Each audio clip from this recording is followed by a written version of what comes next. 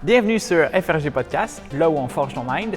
Aujourd'hui, on va vous parler du livre tant attendu de Case Against Reality. On parle en long et en large du livre, mais aussi on parle de nos expériences personnelles, puis qu'est-ce que ce livre-là a changé dans notre vie.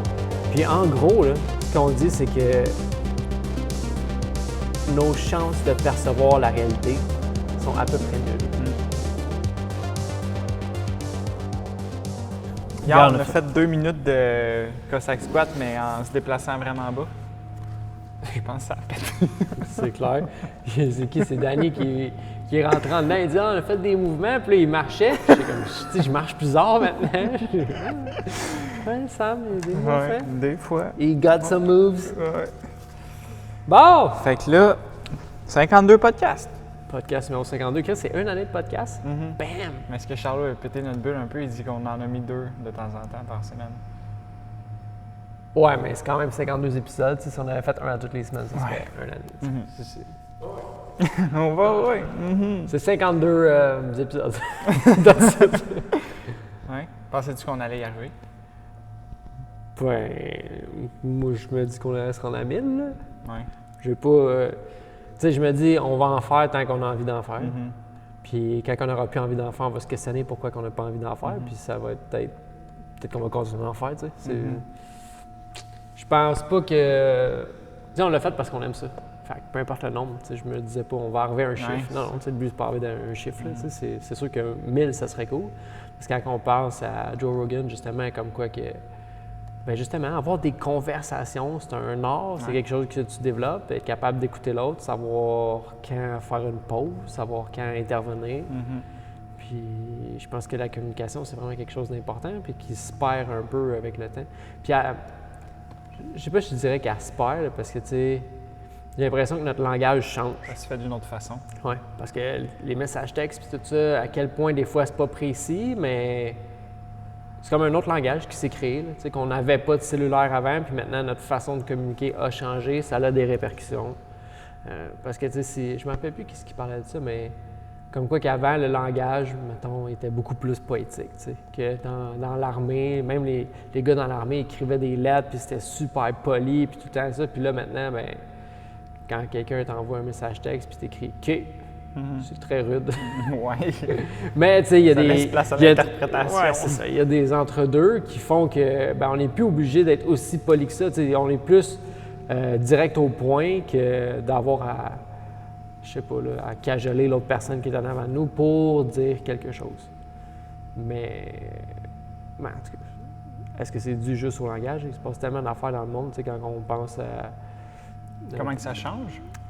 Ben, c'est sûr que le monde change, mais je parle, tu sais, le livre, tu l'as-tu lu, le Cuddling of the American Mind? J'ai pas lu au complet, mais tu sais, comme quoi que des fois, on est offensé un peu à rien, puis entre autres par rapport au langage, mais je pense, tu sais, à y repenser, je pense pas que c'est une question de langage, c'est plus une question de qu'est-ce qui t'offense, puis qu'est-ce qui t'offense pas, puis savoir. Peut-être que le monde est rendu juste plus soft. Ben, plus, ouais, offensable. Ouais. Puis, disons, comment est-ce que tu verrais notre langage évoluer dans, mettons... Parce que là... On n'aura plus besoin de parler. Oui, ouais, ça, je sais, mais je ne sais pas en même temps si ça va arriver comme aussi vite que ça. Mais disons, là, c'est dans le dernier 15 ans que ça a changé. Tu sais, avant, il n'y a pas personne qui avait des téléphones cellulaires. Tandis que là, tout le monde en a un. Puis oui, je pense que ça a vraiment changé la façon qu'on communique. Ou du moins, il y a une grande partie de notre communication qui est maintenant juste par message texte. Tu sais. Mais on dirait que je vois 2 lignes de temps possibles. Tu sais, une dans laquelle on relègue toutes nos capacités humaines à la technologie, puis une où on prend conscience de toutes nos capacités humaines puis on les exploite. Tu sais. De là à savoir, est-ce qu'on a vraiment besoin d'une chip dans notre tête pour être télépathe ou est-ce qu'on pourrait juste être télépathe si on se rappelait qu'on pouvait faire ça? Tu sais. Parce que dans le fond, ce qu'ils vont faire, c'est juste aller stimuler des parties de notre cerveau pour qu'on puisse être télépathe. Oui, mais en même temps, c'est que, dans le fond, qu'est-ce qui va arriver, c'est que toute l'information du monde va sûrement être sur un gros hard drive, puis tu vas y avoir accès en temps réel. Fait que oui, ça va stimuler tes parties de ton cerveau, mais toute la connaissance du monde va être à la même place, puis là, tu vas y avoir accès par une chip. Puis L'autre, ben, c'est que toute la connaissance du monde est déjà accessible, mais on pense pas qu'elle est accessible juste parce que qu'est-ce qu'on pense que le monde est. Ouais. Mais ce que je voulais dire par là, c'est juste que c'est quand même quelque chose qu'on installe dans ton cerveau, puis qu'on va peut-être stimuler. Là, c'est vrai que c'est peut-être la chip, dans le fond, qui contient toute l'information et non pas, mettons, je veux dire, comment est-ce que c'est la chip qui est reliée par le cloud, mettons. Elle est reliée à ça, mais après ça, comment expliquer la télépathie par rapport à cette chip-là? Tu sais, est-ce que ça va être que tu parles à la chip puis que la chip va comme parler à l'autre personne de cette façon-là, mais c'est encore du langage. Avec qui, tu sais, tes proches puis tout ça, puis Non, je sais, j'ai aucune idée comment ça pourrait se faire, mais c'est sûrement ça. C'est sûrement tu vas penser de quoi, puis cette information-là va s'en aller dans le cloud, puis le cloud est directement connecté à la personne qui est à côté de toi, puis d'une façon ou d'une autre, ils savent que c'est cette personne-là qui est à côté de toi, puis ça va aller direct à elle. T'sais. Mais de là, est-ce que ce serait de la télépathie, ça? Selon moi, non. Ben, parce que de la télépathie, pour moi, ce serait là, comme il se passe de quoi, puis tu sais exactement ce que je veux dire, puis on est capable de se parler sans rien. Sans autre système que juste nos deux cerveaux qui ne sont pas nécessairement... Tu sais, oui, on est un, mais il n'y a rien qui nous connecte. Ça serait de la télépathie artificielle. Avec la chip. Oui. Fait que, tu sais... Mais est-ce que ce serait de la télépathie? Ben là, écoute, faire regarder la définition de télépathie, là, je sais pas. Mais justement, tout ça, ça revient un peu à la perception qu'on a de ce qu'on est nous, ce qui est le monde. Puis c'est de ça qu'on va parler justement avec le livre que toutes les deux on a lu depuis un petit bout. Puis je suis retombé dedans ce matin et je me suis rendu compte que c'était beau l'avoir lu, mais être capable d'expliquer qu'est-ce qu'il y a dans un livre, c'est vraiment autre chose. Fait que, j'ai fait une couple de petites notes, mais ça m'a donné le goût de relire le livre, de deux, recommencer à m'intéresser encore plus à la physique, physique quantique.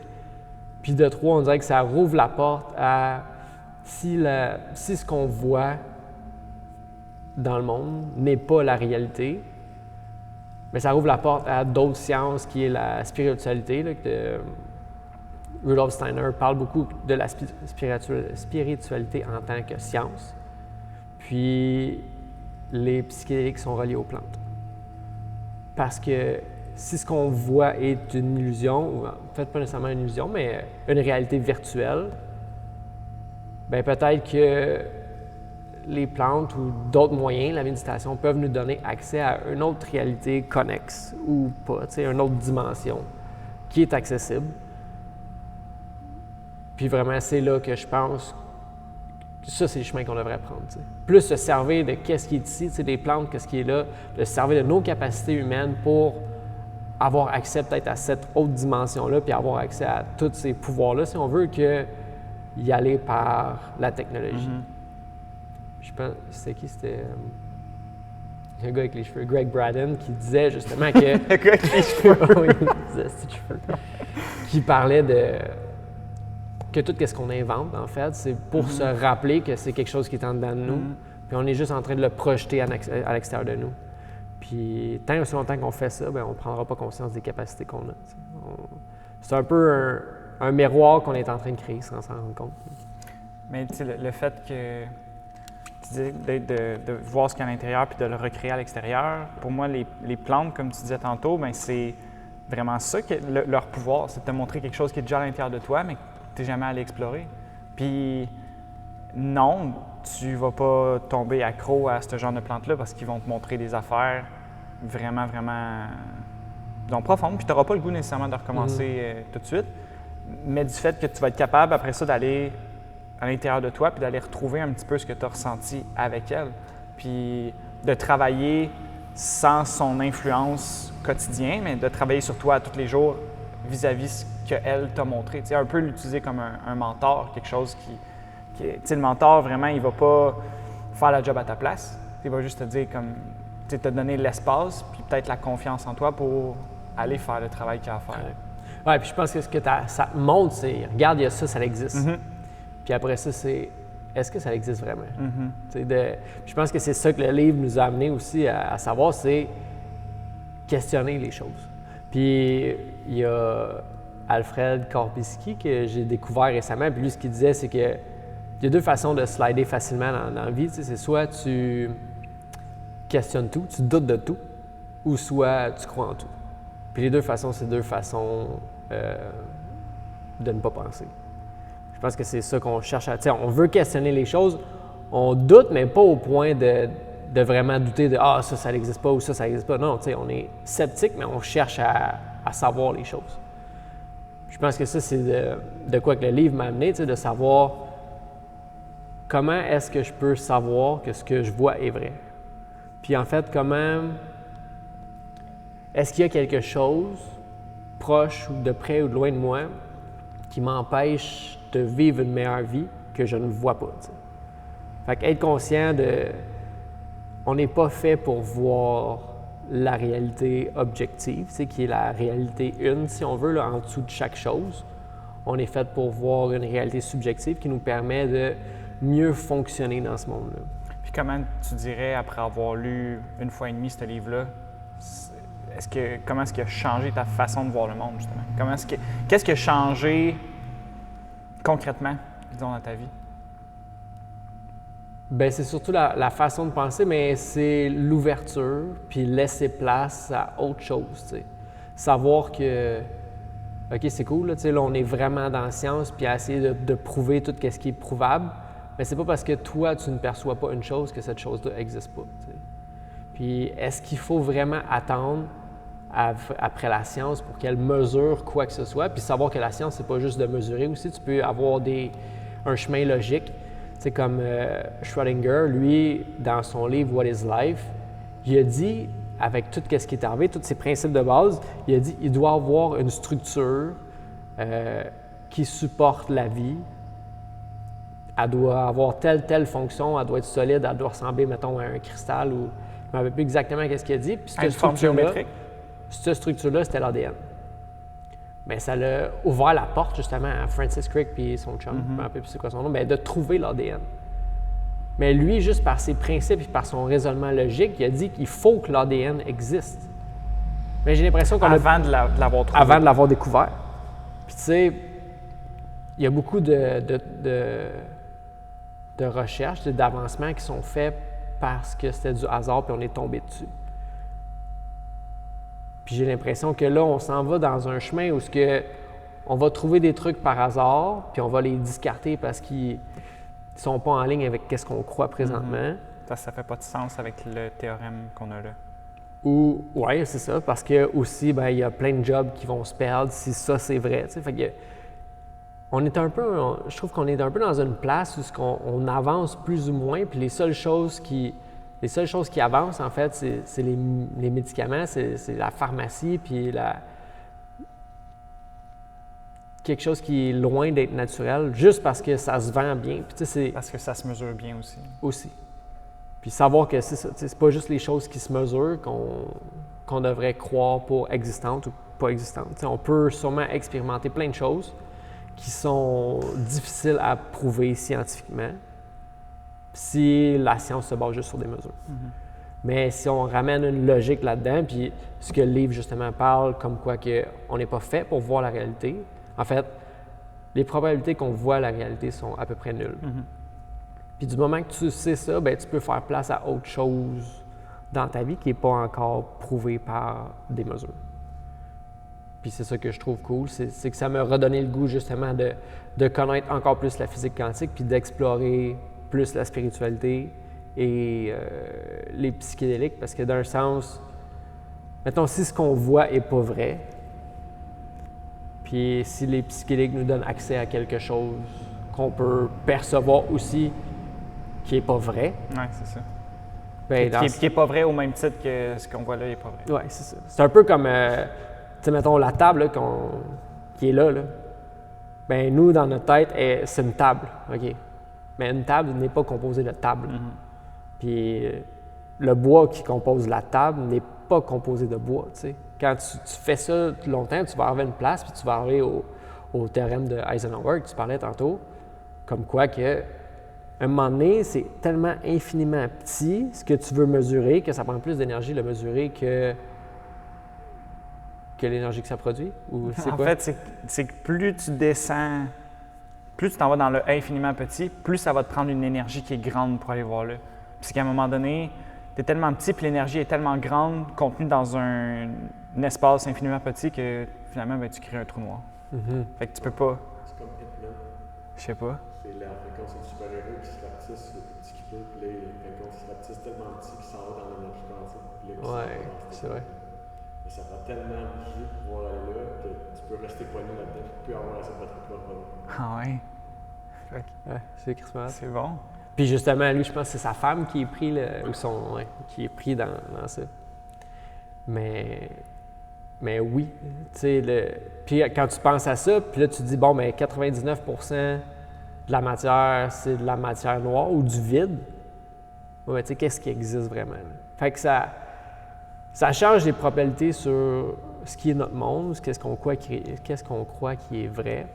Puis je pense que ça peut changer notre façon d'agir aussi. Là. Tu sais, il y avait une phrase que j'avais soulignée que c'était... faudrait que j'aille la voir. Parce que c'était comme quoi qu'il n'y avait pas de différence, là. Je l'ai dit tantôt. Ou ce qu'il y a, dans le fond, où ce qu'il n'y a pas de différence dans le retour que tu vas avoir sur ton fitness, bien, il n'y a pas de raison Pour que tu le vois. de le voir. Tu sais. Fait que les choses qui ne changent pas ta vie, tu ne les vois pas nécessairement, mais c'est pas dit qu'il y a des choses qui changent. C'est pas dit que parce que quelque chose change ta vie que tu le vois aussi. Fait que ça revient un peu à ça. C'est de trouver qu'est-ce qui nous affecte en tant qu'humain, puis nous, qu'est-ce qu'on est vraiment en tant qu'humain. Tu sais. J'ai l'impression qu'on est un genre d'instrument là, qui est là, qui sent avec nos sens. Tu sais. On est capable de naviguer le monde dans lequel on est, mais on est capable aussi de capter des fréquences là, autres que ceux qu'on voit. Là. Tu sais, tout le monde sait que, en fait, si vous ne le savez pas, désolé de vous l'apprendre, mais on ne voit pas la réalité parce qu'il y a beaucoup de spectres de lumière qu'on ne voit pas. Tu sais. Oui, on voit juste de 400 à 700 nanomètres. Ouais. Fait qu'à partir de là, il y a énormément de choses qui existent qu'on ne peut pas percevoir, mais est-ce qu'on ne peut pas vraiment les percevoir? Puis moi, c'est ça qui m'intrigue dans ça. Est-ce que je peux fine-tuner l'outil que je suis pour percevoir plus dans le monde dans lequel on est, qui va m'aider à mieux naviguer le monde dans lequel on est? T'sais. Donc, comment tu décrirais tes sens? Qu'est-ce que tu veux dire? Ils servent à quoi? Bien, pour moi, ils servent à naviguer le monde dans lequel on est. Puis nos sens, c'est quelque chose. Tu sais, je pense que tu as un peu trois étapes, si on veut. Là. Une étape où est-ce que tu n'es pas conscient que tu as des sens qui t'aident à naviguer ça, là, dans qu'on baigne. Ou est-ce que tu fais juste faire les choses, puis tu réagis à tes sens, puis tu penses que tes sens sont vrais, puis c'est tout ce qui est. Puis après ça, il y a une autre étape où ce que je pense que tu prends conscience de tes sens, puis que c'est vraiment juste un feedback du monde externe, puis de ton monde externe. Puis après ça, je pense que tu peux aller plus loin, puis c'est peut-être ce que les yogis essaient de faire, d'être capable de transcender ces sens-là, savoir que nos sens n'existent pas non plus. T'sais. Puis d'aller voir plus loin, c'est quoi l'autre réalité, c'est quoi l'autre dimension dans laquelle tout ça est. Là. Puis ça doit être grand, nous, on vit sur la Terre, mais OK, mais la Terre, c'est quoi? T'sais? Puis le système solaire, puis tout ça, c'est énorme. Là. On sait tellement peu sur qui on est, puis c'est un peu quelque chose qui me fait peur, c'est que j'ai l'impression qu'avec la science dans laquelle on est, on a l'impression qu'on connaît tout. On sait vraiment, là, OK, non, c'est clair, ça, c'est ça, ça, c'est ça, ça, c'est ça. Mais je pense qu'on aurait besoin de lire ce livre-là, qui nous shake un peu, puis qui redéfinisse. Non, on sait vraiment rien. Celui-là, puis The Reality Unveiled. Aussi. Puis juste de plonger un peu plus justement dans la neuroscience, puis de savoir, de se poser cette question-là, c'est quoi ta conscience? Ta conscience, elle vient d'où? Parce qu'elle n'est pas nécessairement... Elle vient pas nécessairement de tes neurones, elle vient d'ailleurs, parce que tes neurones n'existent pas.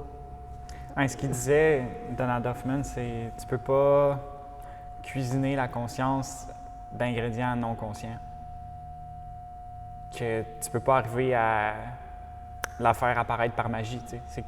Selon lui, il se donne plein de termes, là, ces gens-là, mais dans le fond, il pense que la conscience est donnée. Il dit, comme on parlait tantôt, donne-moi la conscience, puis je vais te créer quelque chose avec ça. Puis pour lui, ben, c'est ça, l'humain naît avec la conscience. Puis quand il meurt, ben, il repart avec sa conscience aussi. C'est que c'est intrinsèque. C'est vraiment pris avec toi, puis il est capable de, justement, construire quelque chose à partir de ça. Mais c'est vrai que c'est complexe, mais je pense qu'il y a tellement qui peut être redéfini juste en sachant ça, sachant que ta conscience est à toi. On est ici pour faire un voyage, apprendre quelque chose, puis après ça, quand on part dans un autre voyage. Peut-être qu'il y a du monde qui serait vraiment moins stressé avec la vie s'il savait que ta mort, c'est pas la fin. Puis juste de le choisir, même si c'est pas vrai, même si la réincarnation n'existe pas, si ça te fait mieux vivre en général, je vois pas pourquoi tu pourrais pas adopter cette croyance-là. Peut-être parce qu'elle vient à l'encontre de celle de tes parents ou de celle de où est-ce que tu es né sur la planète. C'est que c'est spécial des fois comme quoi que parce que tu es né dans telle famille, comme tous ces gens-là, on en parlait l'autre fois, tous ces gens-là sont démocrates, bon, mais toi tu es démocrate aussi, puis tu vas détester les autres. Mais pourquoi encore une fois, c'est une invention humaine qu'on a créée, un post-it qu'on te met dans le front, puis toi tu étais à la faire. Oui, puis tu sais, le punch du livre, en fait, c'est pas vraiment un punch, il le dit à la fin, là, mais justement, l'espace-temps, c'est une invention humaine. C'est les contraintes dans lesquelles on vit dans notre interface, mais il n'existe pas vraiment. Je pense que même Einstein lui-même l'avait dit vers la fin là, que ça ne fonctionnait pas. Là. Parce que tu as la physique quantique qui se base justement sur sa théorie de la relativité, mais qui se base aussi sur les probabilités. Fait que, lui, tout ce qu'il a trouvé avec l'espace-temps, c'est vrai, majoritairement. Mais pas tout le temps, ça dépend des conditions. Puis, je pense que ça aussi, ça peut aider à naviguer la vie, savoir que tout est un peu une question de probabilité, puis de savoir que tes croyances, tu les as juste à cause majoritairement de ton environnement. Puis de venir être capable de te poser des questions plus profondes, à savoir, est-ce que j'ai raison de croire en ce que je crois, puis est-ce que ce en quoi je crois rehausse un peu la qualité de ma vie ou me permet de mieux vivre, Est-ce que c'est ce qui t'a amené vers la physique? Mettons, vers être intéressé par la physique. Parce que jamais, au grand jamais, j'aurais pensé être intéressé par la physique quand j'étais à l'école puis que j'étudiais la physique comme mécanique, justement, là, comme calculer des choses. Bien, c'est que, mettons, ce qui me fascine en bout de ligne, c'est l'humain, qu'est-ce qu'on est, là, je trouve ça fou. Puis je cherche à mieux me comprendre, mieux comprendre les autres. On travaille dans le domaine de l'entraînement. Et le but, c'est d'aider les autres, mais si on ne comprend pas comment ça fonctionne un humain, on peut difficilement aider un humain. Je pense qu'on est rendu là, à savoir, de quoi est composé un humain, là. De quoi est composé le monde. Je pense que c'est juste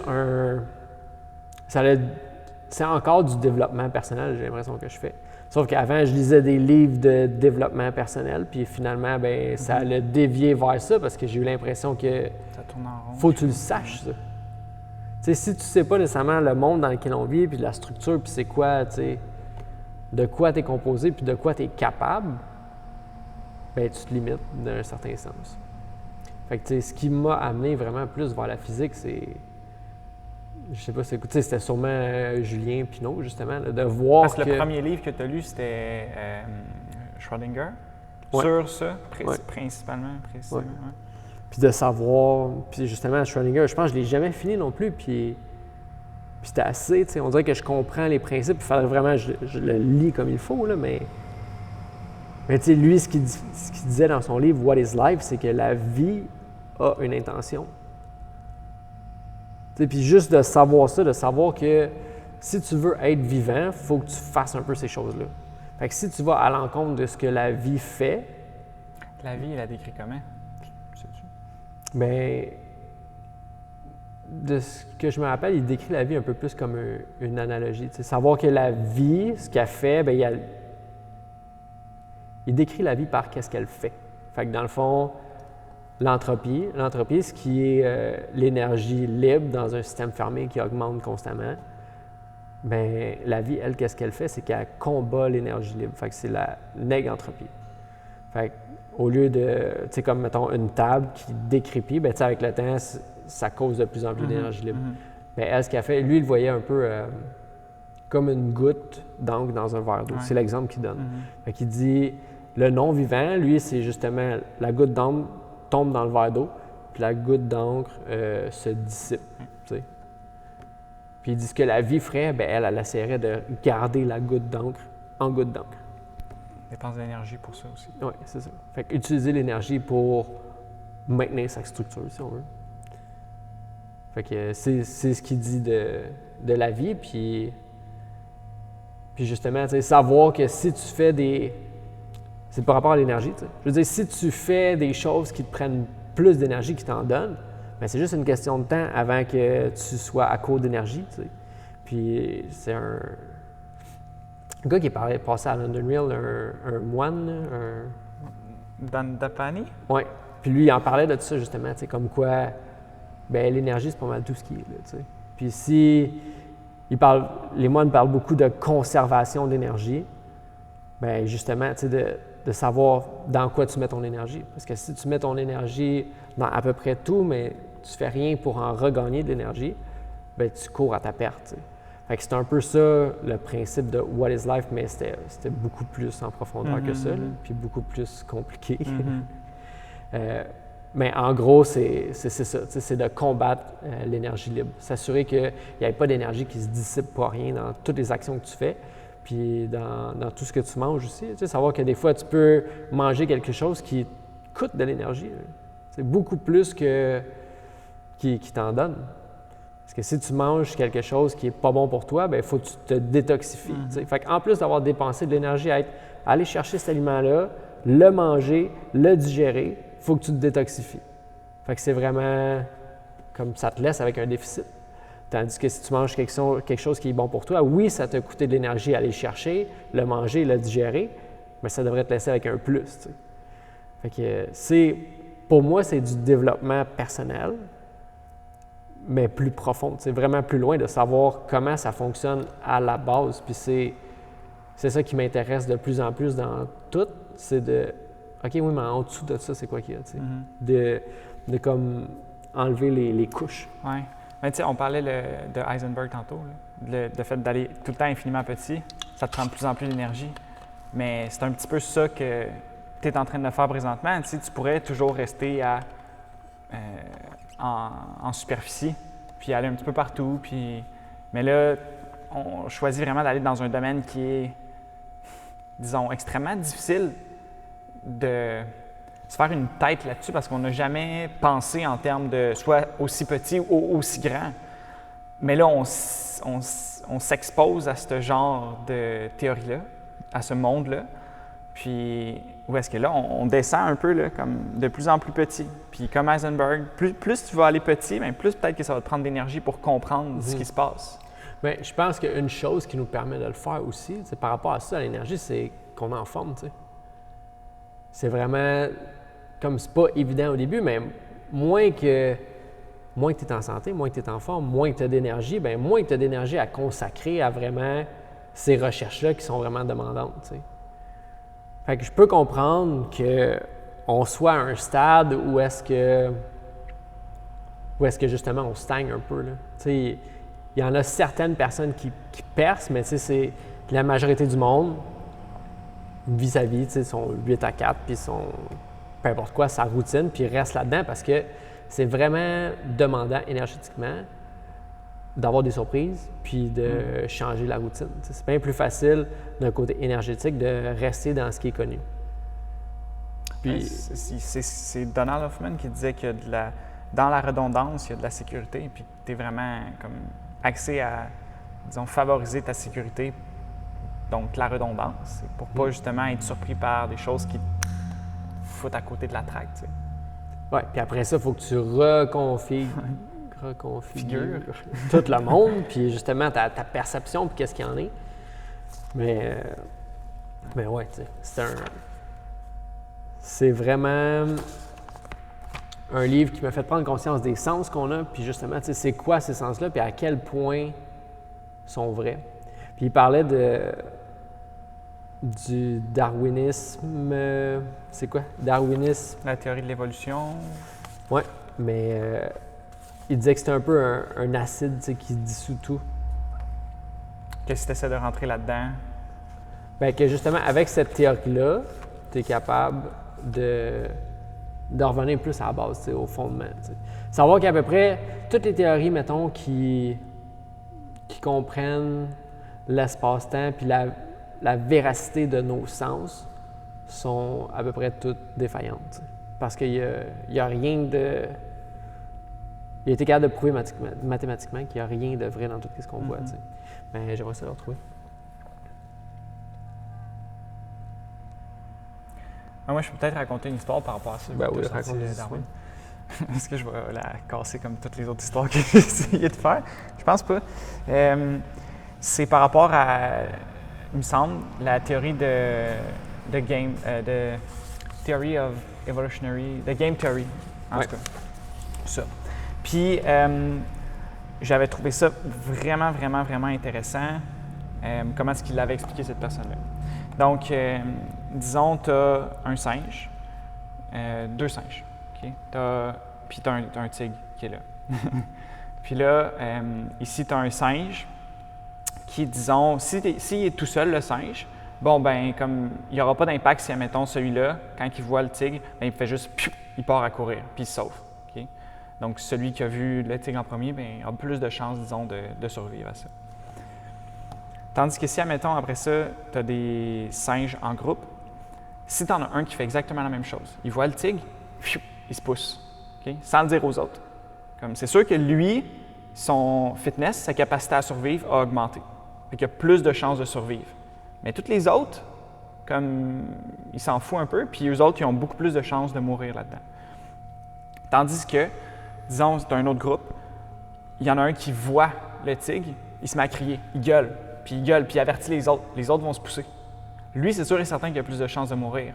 Mais, à long terme, si, mettons, il y en a 3 qui s'en vont, puis il y a lui qui se fait pogner par le tigre, versus, mettons, un qui s'en va, puis il y en a 2 qui se font pogner par le tigre, ou peu importe, bien, comme eux autres, ils ont beaucoup plus de chances de survivre à long terme.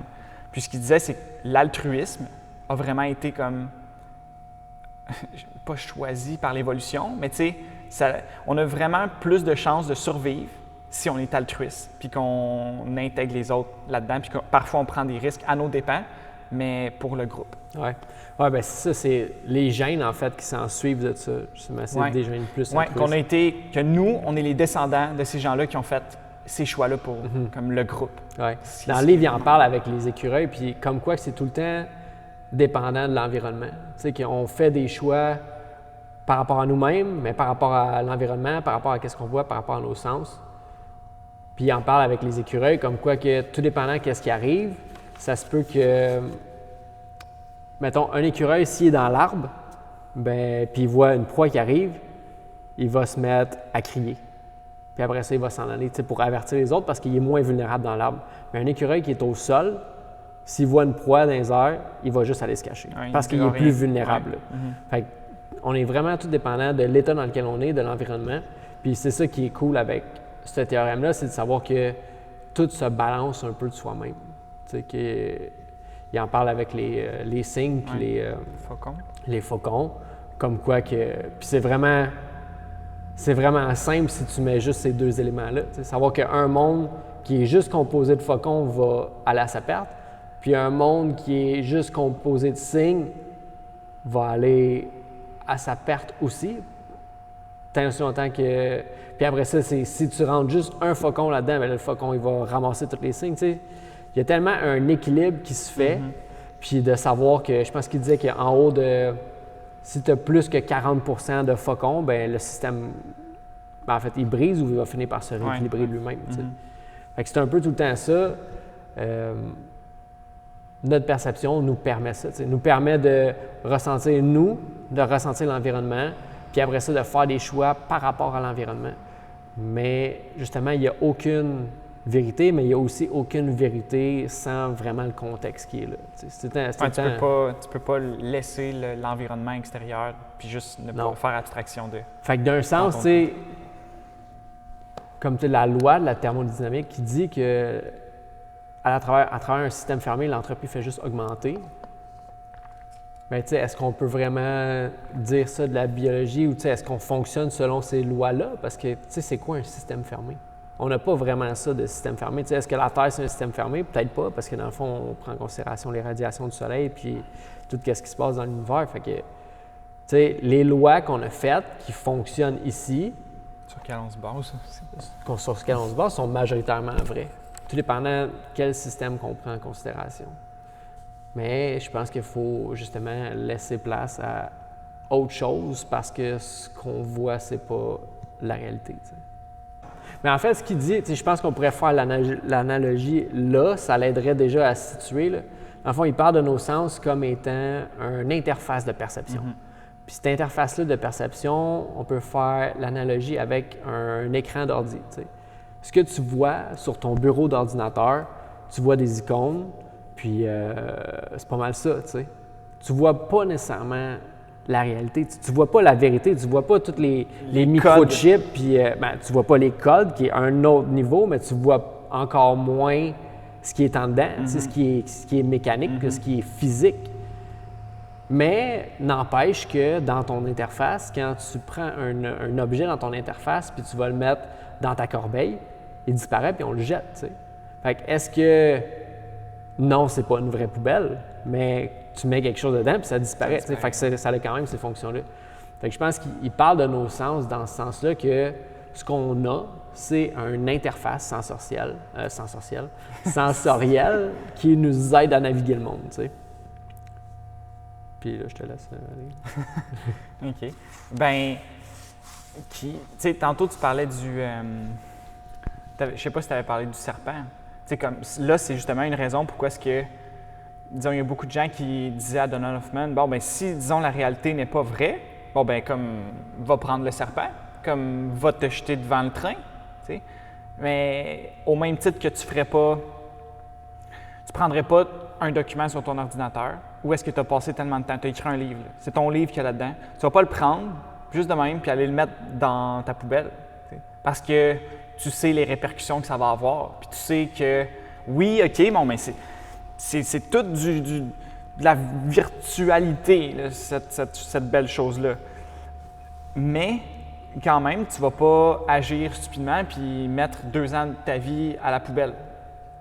Mais c'est la même chose que tu n'iras pas te jeter devant les autos qui sont dans la rue. C'est la même chose que tu ne vas pas faire du parachute sans parachute. Tu vas vraiment, disons, tout le temps garder un petit peu ce côté rationnel-là, même si tu sais que ce que tu vois n'est pas nécessairement là quand tu le vois pas, ou que ça n'existe pas. Puis moi, tu vois, c'est vraiment comme ça que je le vois. Tout son livre, puis oui, ce chapitre-là est extrêmement difficile, mais c'est que, dans le fond, on a évolué depuis extrêmement longtemps pour, disons, survivre suffisamment longtemps dans notre vie pour avoir des enfants, puis pour qu'eux autres puissent, eux autres aussi, vivre assez longtemps pour avoir des enfants. Puis il y a certaines choses, ça m'avait vraiment marqué quand on avait parlé, qu'il y a certaines choses qui, oui, sont néfastes pour toi, comme les micro-ondes ou le 5G ou, disons, le soleil. Comme, tout ça, oui, c'est néfaste pour toi, mais c'est pas ça qui va, disons, affecter ta santé à un point où est-ce que ça va t'empêcher d'avoir des enfants, comme ça va te tuer trop vite. T'sais. Donc, pour nous, ben, on ne les voit pas, ces ondes-là. Mais ça ne veut pas dire qu'elles ne nous affectent pas. T'sais. Comme, c'est pas parce que, disons, t'es en je sais pas comment, disons, aller plus loin. Mais qu'est-ce que tu allais dire, mettons, qu'est-ce que ça a changé pour toi, justement, ce livre-là? Tu disais, moi, je le vois comme ça, mais tu sais, comment tu le vois vraiment? Le livre, qu'est-ce qui... C'est quoi les répercussions? Quelle vision du monde ça a changé? Là? Bien, de savoir qu'il y a toujours... Bien, comme je disais là, que nos ancêtres ont évolué pour voir une certaine partie de la réalité, puis c'est la même chose pour moi maintenant. Puis moi, personnellement, ça me fait juste voir le monde encore plus beau, on dirait. Plus mystérieux. Tu sais, qu'il y a encore plus de choses à découvrir, on dirait. Puis que là, plus que jamais, ben pas nécessairement de me dire que parce que je vois pas quelque chose que ça n'existe pas. Tu sais, de toujours garder mon sens sceptique un peu. Niveau spiritualité, niveau comme qu'est-ce qu'on peut voir avec nos yeux, qu'est-ce qu'on peut ressentir. Il y a des gens qui sont capables de faire des choses avec leur corps qui sont absolument folles. Tu sais, j'amène la magie là-dedans. Tu sais, David Blaine, les illusions qu'il est capable de faire, mais qui sont en réalité, la plupart du temps, juste de l'endurance mentale et physique qui dépasse juste l'entendement, qui pour nous sont impossibles. Bien, c'est que souvent la magie aussi, ça profite de ton attention, tu sais, qui n'est pas dirigée à la bonne place. Fait que... Ça, oui. C'est comme quoi que c'est dans le livre, justement, de Hoffman, il dit que notre œil voit juste 2 %. Tu sais, on est capable de focusser puis de voir 2 % de tout ce qu'on est capable de voir. Le nombre de choses qu'on est capable de te passer de même, puis tu t'en aperçois pas.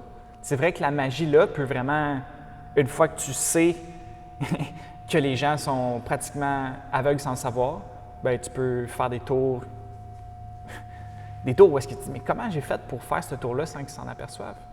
Puis la dernière fois que je me suis fait prendre à ce jeu-là, c'est j'étais allé chez ma mère, puis mon frère était là avec ses amis, puis il y avait un de ses amis qui, justement, venait de découvrir la magie, puis il me faisait des tours. Je comprenais rien. Puis je lisais le livre de Donald, puis je me disais justement, non, comme je ne vais pas me faire pogner. Puis là, je le regardais, mais comme aucune chance que je sois... Je ne sais pas comment... Disons, je ne suis pas dans la position, même si je me force, même si j'essaie de comprendre son tour, comme je n'y arrive pas. Puis je sais exactement qu'est-ce qu'il va faire. Tu sais, je sais qu'il veut me prendre, là. Puis même en étant conscient de ça, je me fais prendre. Donc, quelles sont les autres choses qui peuvent m'affecter, que je ne suis même pas conscient, puis qui affectent finalement ma façon de voir le monde, d'interagir avec le monde, tu sais, mes actions. Ah ouais, qu'est-ce que tu veux vraiment? Es-tu sûr que c'est vraiment toi qui veux ça ou c'est les autres qui ont comme, un peu comme le film Inception, qui a mis ça dans ta tête quand tu étais tout petit, puis que là, maintenant, tu veux ça? Tu sais. Je dirais que moi, ça m'a vraiment amené à me remettre en question, remettre le monde autour de moi en question aussi, mais pas d'une façon où est-ce que, comme tu parlais tantôt, où est-ce que tu es un ermite puis tu sors pas de chez vous parce que tu penses que les gens t'en veulent ou... Non, mais vraiment juste d'un sens, disons, bénéfique sur ma personne, de ne pas prendre rien, de ne pas penser que moi je détiens la vérité absolue, puis de permettre aux autres cette liberté-là aussi de juste dire, bien, qu'est-ce que tu vois toi là-dedans que moi je ne peux pas voir? Parce que, disons, en même temps, je ne sais pas si de ne pas savoir, ça garde un peu la beauté du monde. Parce que si, mettons, David Blaine me disait tous ces trucs, je ne serais pas content. Tu sais, même si j'avais l'opportunité de savoir ces trucs, de savoir comment est-ce qu'il a fait, je ne suis pas sûr que je voudrais savoir. Comment est-ce qu'il fait pour l'éviter?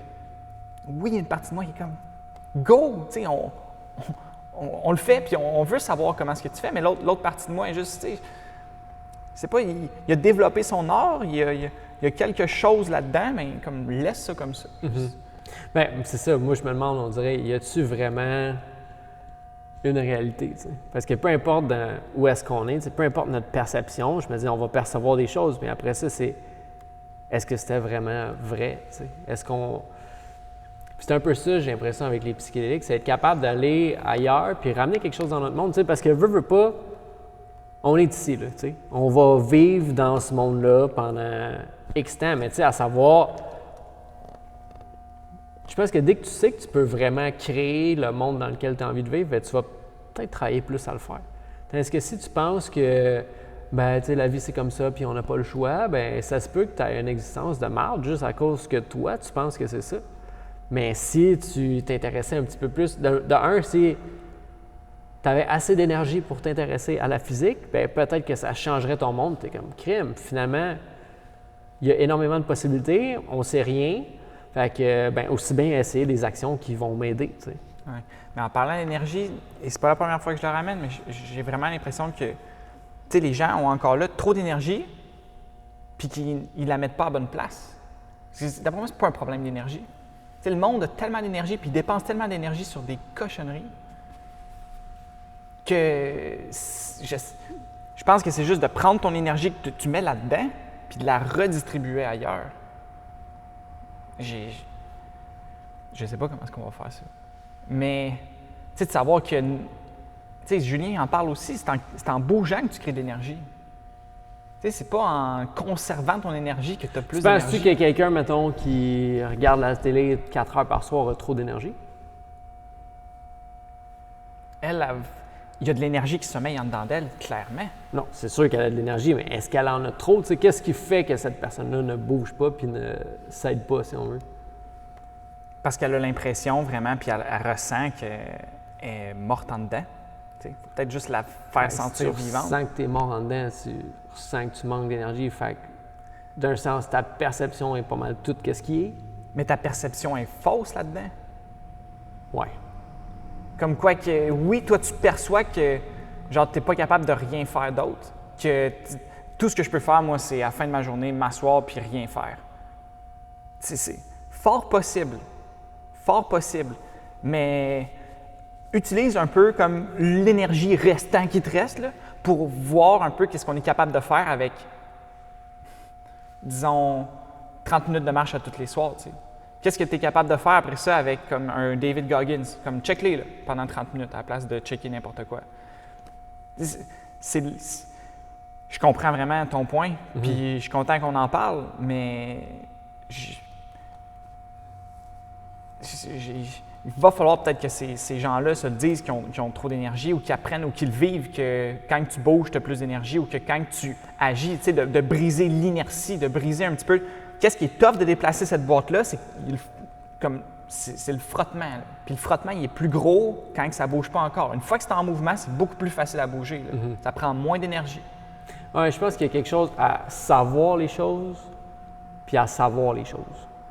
Tu sais, c'est pas parce que tu le sais, tu l'as vu en information, tu as eu de l'information que ça va changer ta façon de faire les choses. C'est pas, je pense pas qu'on manque d'informations dans le sens de comment être en santé. Il y a clairement autre chose qui fait que le monde bouge moins. T'sais. Mais tu vois, c'est... Je sais pas. J'aimerais ça que...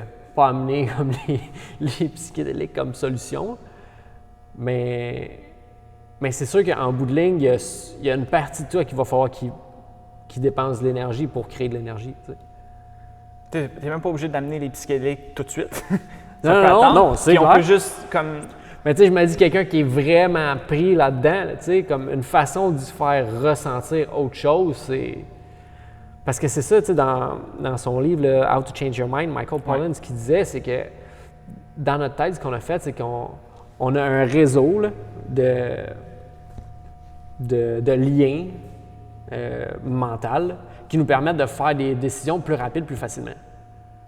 Puis avec le temps, bien, ce réseau-là, bien, c'est comme quand on est jeune, c'est comme si c'était toutes des petits routes de campagne, puis il y avait 10 000 façons d'arriver à une réponse, puis ça laissait vraiment la possibilité à l'imagination, puis à créer des chemins différents. Mais avec le temps, ce qui arrive, c'est que nos chemins de campagne, puis tous ces petits chemins-là, ça devient plus des autoroutes. Puis de se rendre à A à B, c'est pas mal plus facilement, sauf que, mettons, ça t'empêche de voir tellement de choses. Puis je pense que ça, c'est une chose que ça peut faire, c'est de remodeler un peu ces connexions-là, puis vraiment changer, changer ton cerveau, changer ton ADN, puis je pense que c'est vraiment ce qui se passe, puis j'ai pas l'impression que c'est une mauvaise chose, t'sais. Parce que quand on sait, mettons, qu'une mauvaise nuit de sommeil va affecter ton ADN, que peu importe ce que tu manges va affecter ton ADN, bien, est-ce que vraiment c'est si dangereux que ça? Je pense que c'est si dangereux que ça si tu n'es pas prêt à shaker ton monde de même, d'aller avec des psychédéliques. Sauf que je pense que remodeler ta façon de voir le monde, ça pourrait assurément t'aider parce que tout d'un coup, tu as tissé les mauvais liens toute ta vie, puis tu as fait des associations qui font juste te mener de mal en pire. T'sais. Je pense que là, ça peut être une bonne solution. Mais effectivement, c'est extrêmement complexe. Je pense que ça revient quand même au fait de l'individu, mettons, l'état dans lequel il est, l'état de l'environnement autour de lui, puis les actions qu'il pose au quotidien. bien tout ça, ça s'influence. Puis je pense que chaque individu va amener sa solution propre à lui, tu sais. Puis j'ai un peu la conviction que chaque personne vit un peu la vie qu'elle a à vivre. Qu'à un moment donné, tu sais, on veut aider le monde, on veut faire de notre mieux comme ici, mais on peut juste aider le monde qui veut s'aider parce que ultimement, qu'est-ce qui les aide? C'est eux-mêmes qui s'aident. Tu sais, nous, on est là, on offre l'espace, on guide, puis on va juste les aider au degré où on est capable de s'aider nous aussi. Là, tu sais. Fait que c'est un peu la même chose, c'est cette relation-là de nous être capables de s'aider, eux qui soient capables de s'aider, puis ensemble, l'interaction, tu sais, la communication, être capable de le communiquer. Tu sais. Verrais vraiment l'étape numéro 1 de ce changement-là, je ou sais du pas moins s'il y a une une étape. étape numéro 1. Ouais. C'est ça l'affaire. Y a-tu vraiment une étape numéro 1? Parce que personne n'arrive comme une feuille blanche. Là. Je veux dire, l'étape numéro 1, pour moi, je pourrais même pas te dire c'était quoi. Tu sais. C'est sûrement être Non, né, mais puis encore là, c'était-tu l'étape numéro 1? Ouais.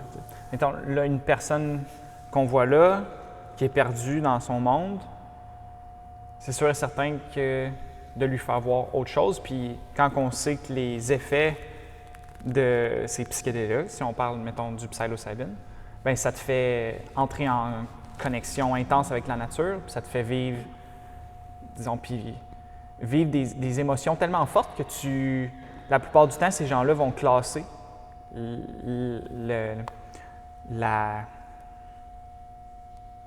pas la médecine, mais l'expérience dans leur top 3 des expériences les plus intenses de toute leur vie, puis plus belles de toute leur vie. Mm-hmm. Comme au même titre que, mettons, la naissance d'un enfant.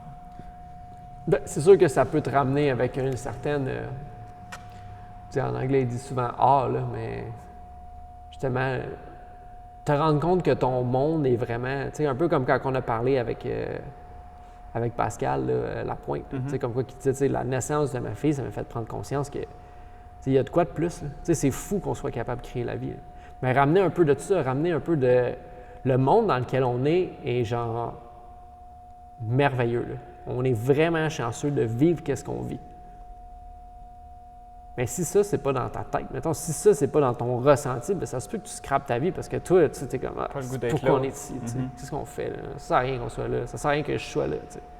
Mais savoir que tu contribues à quelque chose de plus grand, puis savoir que n'importe quelle action que tu vas poser, c'est inévitable, ça l'influence le monde. Comme, c'est impossible que ce que tu fais comme action n'influence pas le monde de près ou de loin. Fait que je pense que oui, ça peut être une belle façon de reconnecter avec la nature puis le monde. Mais si quelqu'un avait mettons quelqu'un qui est vraiment perdu puis il faut qu'il... Bien, c'est ça. C'est parce qu'il y a tellement... Il y a tellement de possibilités que de dire « Ah, ça, c'est la chose numéro 1 que tu devrais faire ». Mais je pense que quelqu'un qui est dans la moyenne, au moins faire attention à son sommeil. Parce que ça influence tellement le reste de ta vie, ça influence tellement l'état dans lequel tu es, puis ton énergie, puis conséquemment les actions que tu vas poser, que si ton sommeil est d'une mauvaise qualité, bien, il y a tellement qui découle de ça qu'il faut au moins commencer par ça. Ouais. Puis, tu sais, de ce temps-ci, on dirait que, tu sais, oui, on parle du sommeil depuis longtemps, puis à quel point c'est important, mais là, on dirait que c'est presque rendu un jeu ou une nécessité d'avoir le meilleur sommeil possible pour être capable d'aller dans un autre monde, tu sais. D'être capable de ramener quelque chose, d'aller justement dans cette dimension-là, d'aller apprendre quelque chose, puis de le ramener là, puis d'en discuter ensemble ou juste de l'intérioriser un petit peu, puis de devenir une autre personne juste parce que tu as fait un voyage d'une nuit, tu sais. Puis ça, pour moi, c'est la plus grande motivation que j'avais besoin pour « Hey, j'en vais te coucher. » Tu sais, comme, fais attention vraiment. Là. Porte tes lunettes rouges. Qu'est-ce que tu manges là? T'sais, ça, on dirait pour moi, ça a été juste un petit, peut-être, pas la goutte qui a fait déborder le vase, mais dans l'autre sens. Ou est-ce que c'est une petite goutte dans un océan d'efforts que je mettais déjà, mais c'était ce que ça me prenait encore pour aller être encore plus sérieux dans, justement, prendre soin de moi. Oui. Puis tu sais, mettons, c'est en moyenne, mais en moyenne, c'est moins que ça, là, mais mettons, on se dit 8 heures par nuit sur tout le reste de ta vie, tu sais, c'est le tiers de ta vie que tu vas passer à dormir, puis si tu peux rentabiliser le tiers de ta vie sur quelque chose, il me semble que ça fait du sens. Justement, de ne pas dire « OK, je m'en vais me coucher », là, tu sais, il y en a qui sont comme tu sais, dormir, c'est comme du temps perdu. Oui, mais il y a un moyen de le rentabiliser, justement. Tu sais, ce que tu rêves, ce que tu ressens, tu sais, c'est encore là, c'est une hallucination, si on veut. Pendant le tiers de ta vie, tu es couché puis tu hallucines. Est-ce que ça pourrait peut-être servir à quelque chose? Puis quand tu es là, tu es en train de dire « Wow, ce que je vois, c'est pas vrai. » Non, peut-être des fois, oui. Mais la plupart du temps, non. Tu es vraiment investi là-dedans, au même titre que je t'investis dans la conversation qu'on a là, puis que je crois qu'elle est vraie. Je crois que ce que je vis dans mes rêves, c'est vrai. Puis aussi, ça me fait réfléchir à quel niveau on a besoin d'avoir une réalité virtuelle qui est réelle. Mets un headset, puis je vois des petits bonhommes, puis je vais me penser un petit bonhomme aussi. Là, je me vois comme étant un humain avec de la peau, puis rose, puis avec des cheveux. Mais donne-moi un autre headset, puis mets-moi des tentacules, puis arrange le monde de tentacules, arrange ce monde-là pour que j'y croie un petit peu. Ben, ça ne prend pas grand-chose. On pourrait être en dessin animé, puis j'y croirais. Je ferais le saut, puis je ferais attention pour ne pas tomber dans le vide où est-ce que justement il y a un kraken qui va m'attraper si je tombe. T'sais, on était allé, je pense, une ou deux fois au Mont-VR. Puis les jeux qu'on jouait, c'était pas les plus réels, justement, les graphiques les plus impressionnants. Mais du moment que je mettais ça, OK, tu tournes à gauche, le chien il est là, OK, tu tournes là, le banc il est là, tu vois vraiment tout, puis là, tu vois tes mains. Boum, moi, je suis faite, là. Là, j'y crois à 100%. Au point où est-ce que tu me feras pas jouer au jeu qui fait peur, là. Ouais, justement. Moi, j'avais joué un peu, puis tu sais, t'avances tranquillement, t'es comme... c'est pas le fun, là. Ouais. Tu vas faire le saut quand même, Tu sais que ça arrive. Tu vas avoir les mêmes sentiments dedans que toi, tu vas avoir les mêmes sensations que si tu étais vraiment là. Mis à part peut-être ton odorat. Puis c'est sûr que tu touches pas vraiment les objets, mais je pense que est-ce que tu as vraiment besoin de toucher un objet pour sentir une sensation que tu y touches, tu sais? Comme les gens qui n'ont plus de bras, mais qui pensent qu'ils ont un bras, ils le sentent. Oui, comme ils ont un membre fantôme, justement. Oui. À quel point notre tête est capable de nous faire croire n'importe quoi. Ce qui pourrait m'amener à... Sais-tu combien est-ce qu'on a de connexions neuronales dans notre tête? En tout cas, je pense que c'est des milliards. Là. Puis, bref, le nombre est gigantesque. Puis, pour le corpus callosum, ça dit-tu quelque chose? Non. Non? OK. Merde. OK. Bien, en fait, c'est une partie de ton cerveau. Puis, ce que ces gens-là, ce que les médecins, les chirurgiens vont faire, c'est qu'ils vont couper la connexion entre tes deux hémisphères. Je pense aussi. Okay? Ils vont couper cette connexion-là entre les deux hémisphères. Donc, tes deux hémisphères ne pourront plus communiquer ensemble. Puis les gens sont normaux quand ils font cette chirurgie-là, cette opération-là. Mais après ça, ils vont demander, disons, je crois que c'est ton hémisphère gauche, c'est celui-là qui est responsable pour ton parler, ton langage. Donc, ils vont demander à l'hémisphère gauche de dire, depuis qu'on a fait l'opération, est-ce que ça a changé quoi que ce soit pour toi? Puis, l'hémisphère gauche, qui est complètement déconnecté de l'hémisphère droit, puis que si, admettons, tu dis un mot à l'hémisphère gauche, puis tu lui dis de prendre un autre objet avec l'hémisphère droit, ben comme ton hémisphère droit va prendre l'objet différent, puis lui, il va comme dire, ben là, genre, je fais quoi avec ça? Tu sais, il n'y a aucune communication. Ben lui, là, l'hémisphère gauche, quand tu demandes, est-ce qu'il y a quelque chose qui a changé depuis qu'on a fait l'opération? Il va être comme, non, rien, c'est pareil. Mais là, tu es rendu avec deux consciences, comme. Tu sais, il y en a un qui, pour lui, non, ça n'a vraiment rien changé, puis pour l'autre hémisphère, ben comme, tu sais, pour lui non plus, ça n'a rien changé, mais tu as clairement maintenant deux consciences qui agissent. Ce qui est... Bien, c'est hâte, puis tu en aurais quasiment trois, dans le fond, parce que tu aurais la conscience de ton droit, la conscience de ton gauche, puis la conscience de ton droit et ton gauche ensemble. T'sais. Comme quoi, tu sais, c'est fou, on peut vraiment rien dissocier de rien. T'sais, comme quoi que notre cœur, nos viscères, tout communiquent ensemble. Puis si tu en enlèves un ou si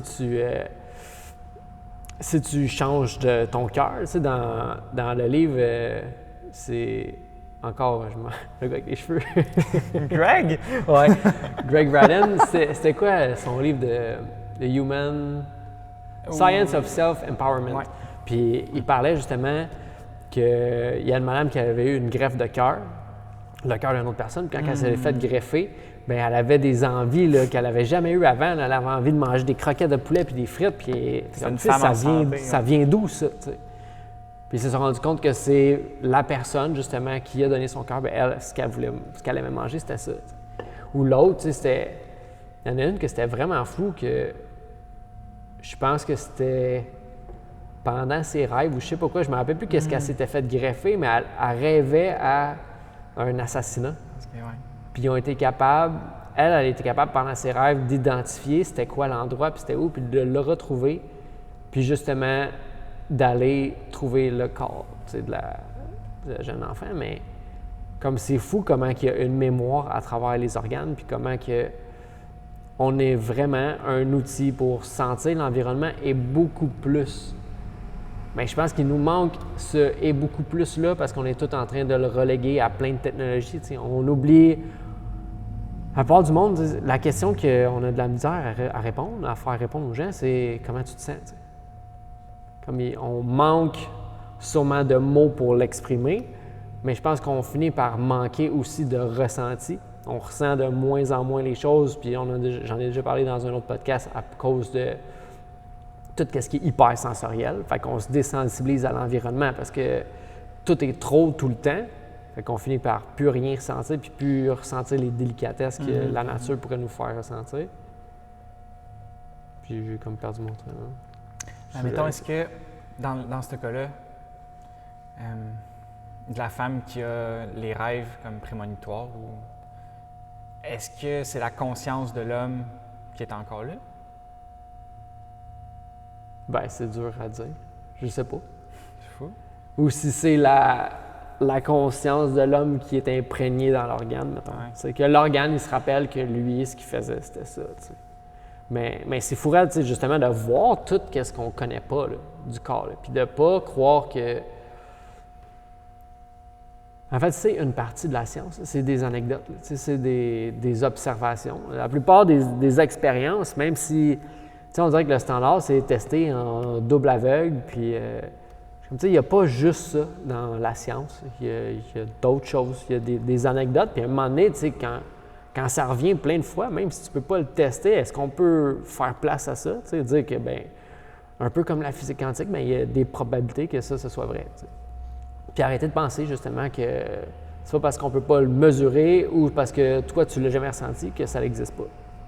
Puis de s'entendre que tout ensemble, justement, avec notre échange de perception, puis c'est un peu ça qui dit dans ça, c'est qu'on est des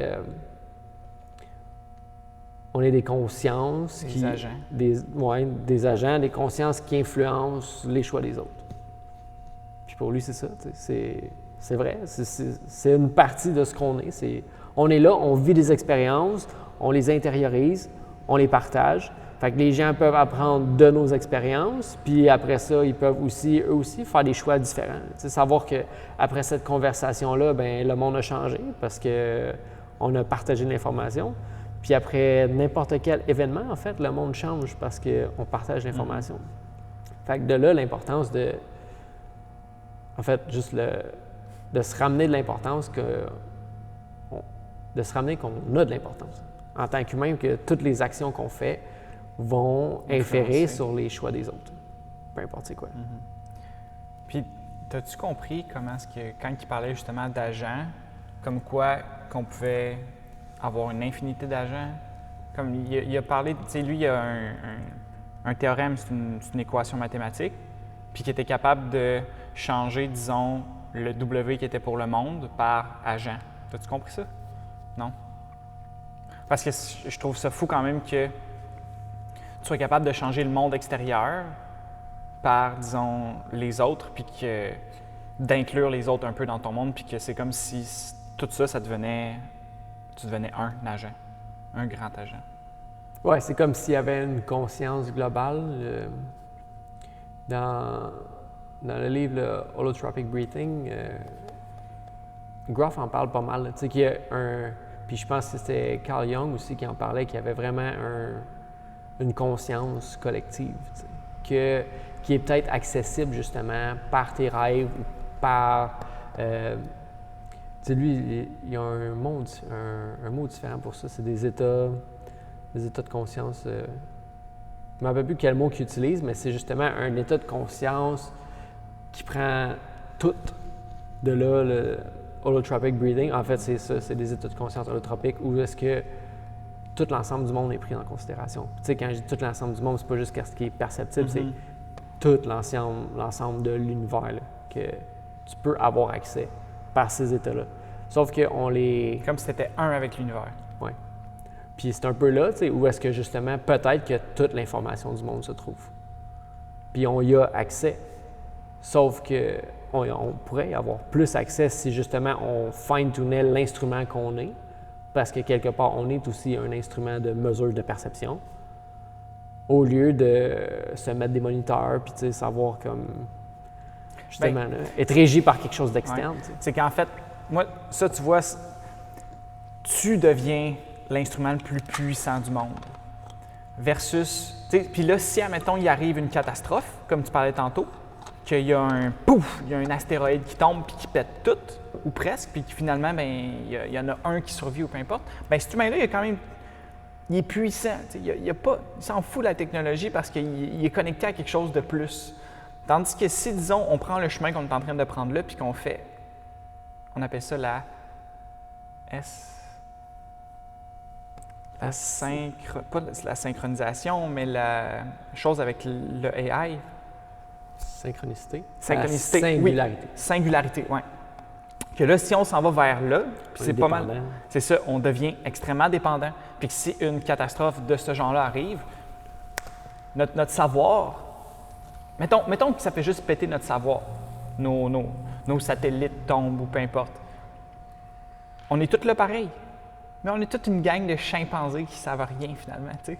Ouais. On est tous sur la Terre, là. Ben, Graham Hancock, justement, dans son livre, qui parle America Before, ben, il parle qu'il y avait une civilisation ici en Amérique du Nord, en Amérique, en fait, depuis comme extrêmement longtemps. Il y a eu un cataclysme, puis il dit ceux qui ont survécu, en fait, il parle de ceux qui ont survécu, mais il parle aussi de ceux qui auraient beaucoup plus de chances de survivre présentement.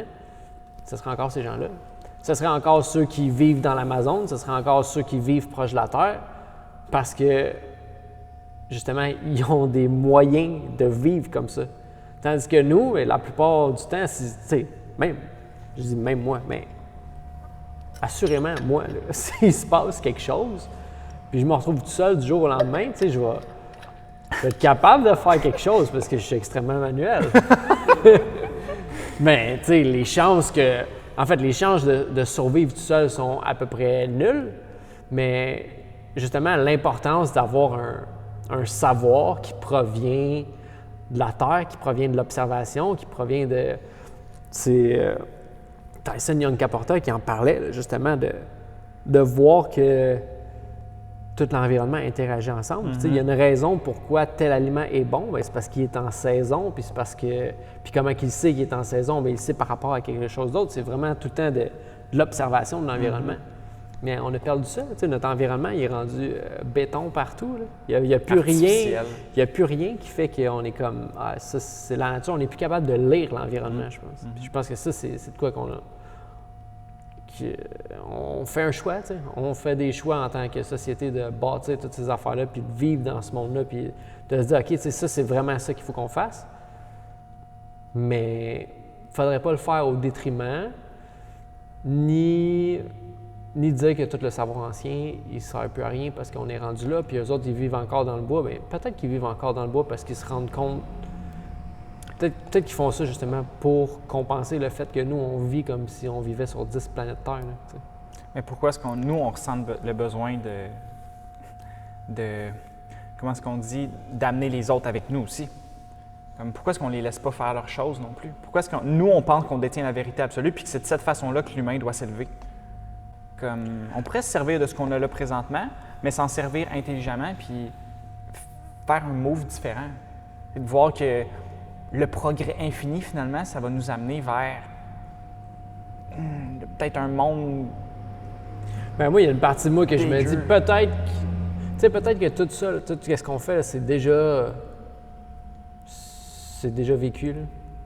Genre, peut-être que le progrès infini, on est peut-être que c'est bon, tu sais, peut-être qu'on est dedans, peut-être que là, on est dans une passe de... Tu sais, une vidéo que je t'ai envoyée, puis la fille, elle disait que justement, les anciens, puis le monde qui sont proches de la Terre, ils le voient, ça. Ils savent on est dans quelle passe de notre monde, puis ça l'a à arriver, tu sais. Puis peut-être que justement, genre, les extraterrestres ou de quoi une autre forme de vie existe, puis peut-être qu'ils sont là sur Terre, mais peut-être que c'est une forme plus évoluée que nous, tu sais, qui ont survécu depuis 150 millions d'années, tu sais. Parce que par rapport au Big Bang. Ben c'est ça, tu sais. On pense que ça fait longtemps qu'on est là, que ça fait 70 000 ans, puis qu'on a évolué, mais tu sais, donne-nous 1 million d'années, là. Donne-nous 1 billion d'années, là. Comme, qu'est-ce qui se passe? Puis c'est juste de garder ça, tu sais, de se dire, ben peut-être que ça existe. Peut-être qu'on est... Peut-être qu'il y a plein de lignes de temps qui existent en même temps. Parce que, tu sais, comme là-dedans, ce qu'il dit, c'est que l'espace-temps, ça n'existe pas. C'est vraiment juste nous qui a créé le temps. Puis pour avoir déjà fait des expériences où ce que le temps, effectivement, tu ne sais pas, il n'y en a pas de temps, là. Juste quand tu rêves. Oui. Puis c'est bizarre de le vivre, ça. Le vivre, il n'y a pas de temps. Comme, je pense que tu peux juste le vivre par une expérience, de savoir que le temps, ça n'existe pas pour que tu saches que le temps, ça n'existe pas. Puis c'est un peu ça que je voulais dire tantôt. Tu peux savoir, tu peux lire de l'information, puis ça ne va rien changer. Mais tu peux savoir profondément, tu sais, comme les expériences des psychédéliques, il y en a qui disaient qu'ils arrêtaient l'héroïne ou ils arrêtaient la cigarette. Bien, tu sais que la cigarette, c'est pas bon pour toi quand tu en fumes la cigarette. Mais tu le sais pas assez. Puis c'est qu'à un moment donné, ce savoir-là, il devient tellement profond, tellement ancré en dedans de toi que tu es comme « Ouf, c'est impossible que je prenne une autre cigarette. Parce que, tu sais, justement, mon corps est tellement important. Puis ce que je vis, tu sais, j'ai envie de vivre plus. Tu viens par réaliser ce que tu as à réaliser. Puis je pense qu'il y a mille et une façons de le faire. Tu n'es pas obligé de... Il y a plein d'expériences, en fait. Mais c'est d'avoir la conviction, justement, que les gens qui ont à trouver des expériences vont les trouver d'eux-mêmes. T'sais. Savoir que leur environnement va les amener là, puis si c'est pas là, bien, ça sera dans la prochaine vie ou dans, peu importe quoi. Ouais. Puis est-ce qu'il y a d'autres choses qui t'ont frappé du livre de Case Against Reality de Donald Hoffman qu'on n'a pas discuté? Faudrait que je recheck parce que j'ai pas... Toi, y en a-tu qu'on n'a pas discuté?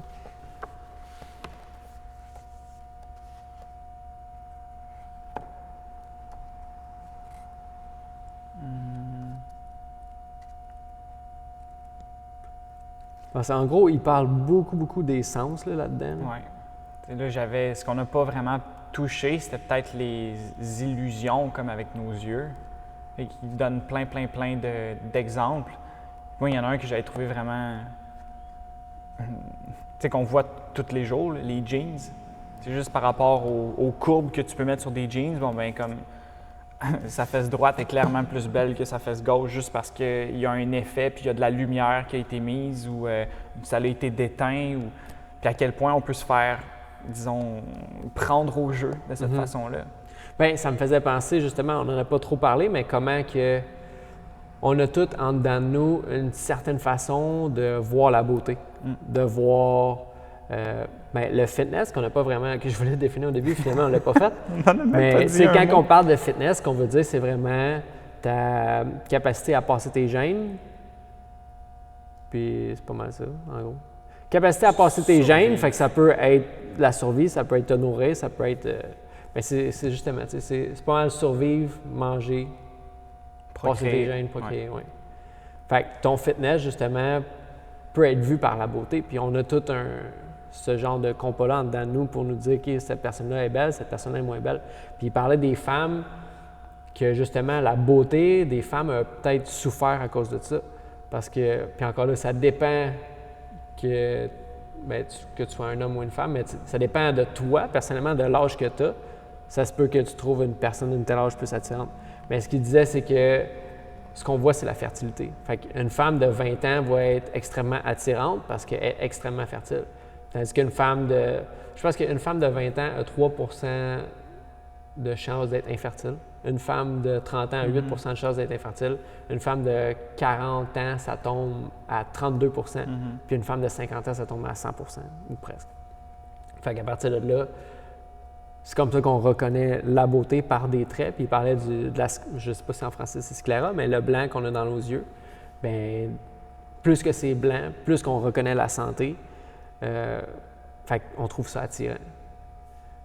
Tandis que, tu sais, un blanc d'œil qui est plus jaune ou, tu sais, plus rouge, bien, ça peut signifier une maladie, tu sais, quelque chose. Fait qu'on a des façons comme ça justement de reconnaître la beauté. Puis moi, ça me fait penser, tu sais, je me dis, on devrait peut-être passer plus de temps. Puis je me rappelle plus c'est qui disait ça, mais tu sais, je pense que c'est Jordan Peterson, d'avoir une salle, tu sais, une pièce où c'est beau. De prendre ce temps-là de reconnaître la beauté puis de développer notre œil à saisir cette beauté-là. T'sais.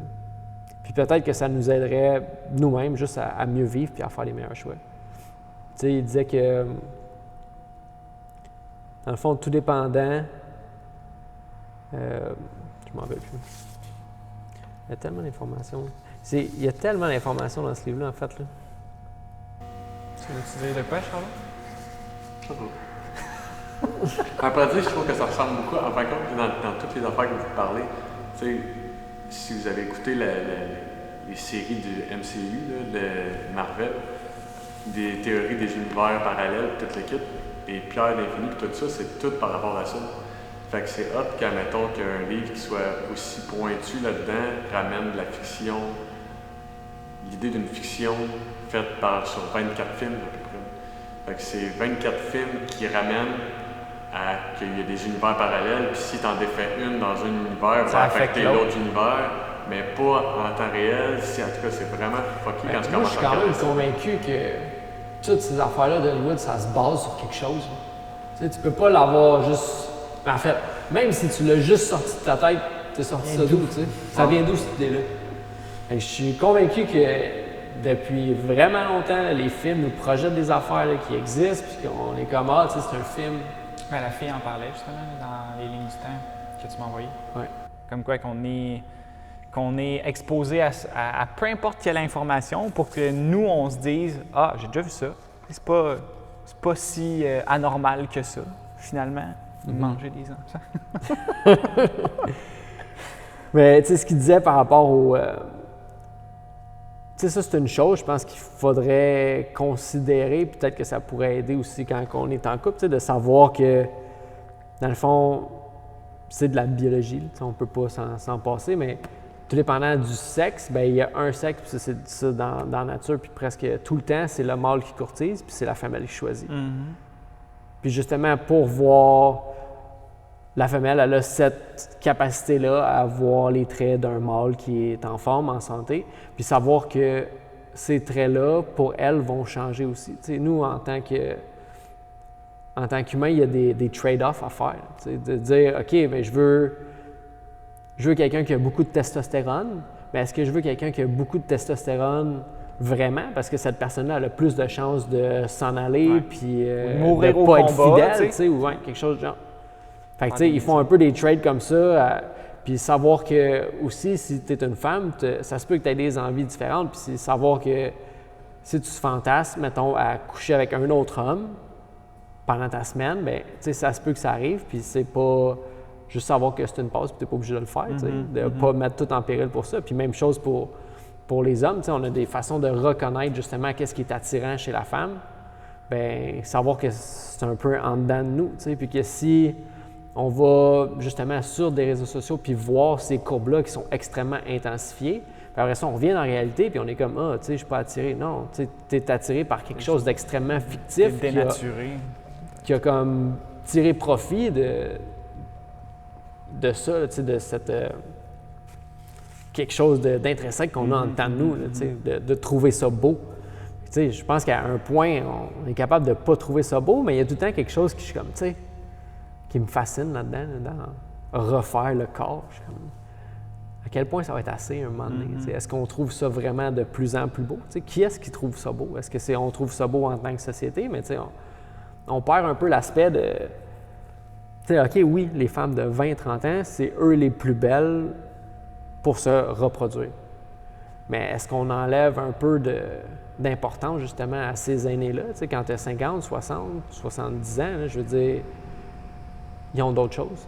Tu sais, oui, leur corps a changé, mais toute cette sagesse-là qu'on perd parce qu'on met cette partie-là de la société de côté.